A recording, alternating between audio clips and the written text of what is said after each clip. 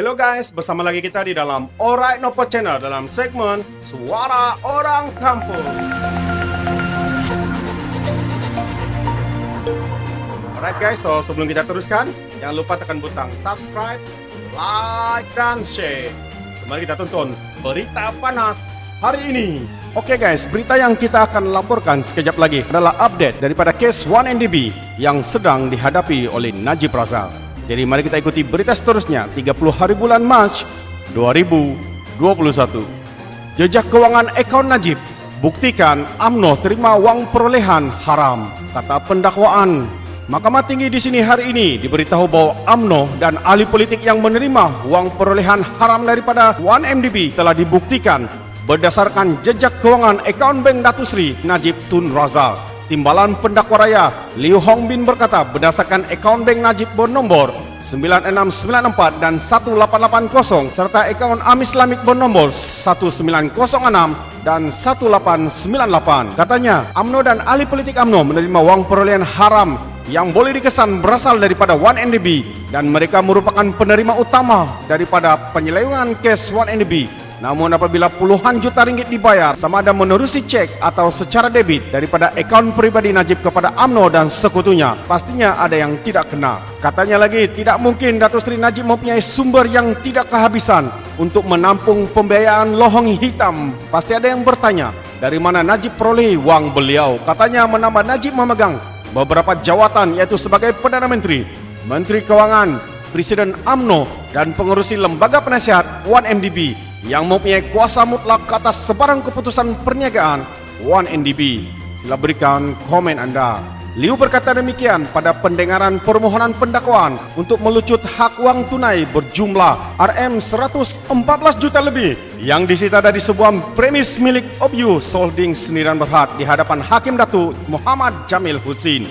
Pada 2019, pendakwaan memfailkan permohonan pelucutan terhadap Obyu Holdings untuk melucut hak barangan merangkumi 11.991 unit barang kemas, 401 utas jam tangan dan 16 aksesori jam tangan, 234 pasang cermin mata serta 306 dek tangan dan wang tunai berjumlah RM114 juta lebih. UMNO dan Najib merupakan pihak ketiga dalam permohonan itu. Mana-mana pihak ketiga yang mendakwa mempunyai kepentingan ke atas barangan yang dirampas boleh hadir di mahkamah untuk mengemukakan alasan mengapa barangan itu tidak boleh dilucut hak kepada kerajaan. Liu juga berhujah memandangkan telah ditunjukkan bahwa UMNO dan sekutunya adalah penerima wang yang diselewengkan daripada 1MDB berdasarkan rekod perbankan yang tidak boleh dipertikaikan adalah tidak munasabah untuk mencadangkan bahwa UMNO tidak mengetahui sumber haram wang yang diterima. Katanya lagi, kelakuan UMNO dan sekutunya menganjurkan kes tipikal sengaja membutakan mata.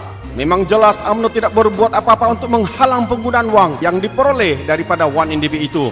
Sebaliknya UMNO dengan bebas dan secara diam-diam menyetujui perbelanjaan wang yang diterima daripada 1MDB menerusi akaun Bank Najib bernombor 9694 dan 1880 serta akaun Am Islamik 1906 dan 1898. Katanya lagi, walau macam mana pun kita tengok sekalipun, tidak boleh dinafikan bahwa UMNO terlibat sama dalam perkara ini. Penglibatan mereka bersekongkol dalam penggubahan wang haram yang boleh dikesan berasal daripada 1MDB melangkaui keraguan. Katanya, atas sebab itu mahkamah tidak harus bersetuju dengan hujah UMNO bahwa ia tidak peduli jika wang yang dirampas itu boleh dijejaki berasal daripada dana yang diselewengkan daripada 1MDB atau mana-mana salah laku.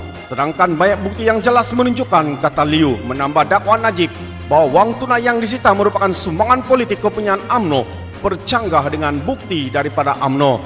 Liu berkata bekas Perdana Menteri itu juga gagal mendedahkan identiti penyumbang derma tersebut bagi menyokong dakwaannya. Tambahnya lagi, jawapan dolak dali yang diberikan oleh Najib dalam penyataan saksinya, laporan polis beliau serta affidavit yang difailkan bagi prosiding ini berkaitan wang tunai yang direpas hanya menyimpulkan bahawa wang tersebut adalah hasil daripada kegiatan haram. Katanya lagi, sementara itu Liu berkata ketika serbuan dijalankan, rit penyitaan tidak hanya diserahkan kepada Najib tetapi juga kepada Obyu selaku pemilik hartanah di mana barangan itu dirampas, yaitu di Pavilion Residence. Katanya ketika peringkat siasatan, Najib menyatakan bahwa wang yang disita merupakan sumbangan politik yang beliau pegang atas amanah sebagai Presiden UMNO ketika itu. Namun dakwaan beliau bercanggah dengan kenyataan pucuk pimpinan tertinggi UMNO. Semua pemegang jawatan pimpinan tertinggi UMNO yang ditemu bual semasa siasatan menafikan wang tunai itu milik UMNO. Sebaliknya, pemilik Pavilion Residence mendedahkan barangan yang dirampas tersebut kepunyaan Datuk Seri Najib dan keluarganya. Dalam keadaan begitu, tidak ada cara untuk mengetahui siapa pemilik wang tunai yang dirampas itu, katanya lagi. Hakim menetapkan 20 Mei ini untuk menyampaikan keputusannya. Jadi saudara dan saudari, wang perolehan haram daripada 1MDB telah dibuktikan berdasarkan jejak keuangan akaun bank Datuk Seri Najib Tun Razak. Jadi saudara dan saudari, Anda sendiri menilainya. Dan terima kasih kerana mendengar dan menonton video ini. Sebelum saya mengundurkan diri seperti biasa, peribahasa mengatakan, tapapun kamkap, doa ton keinginan. Sekian, bye-bye.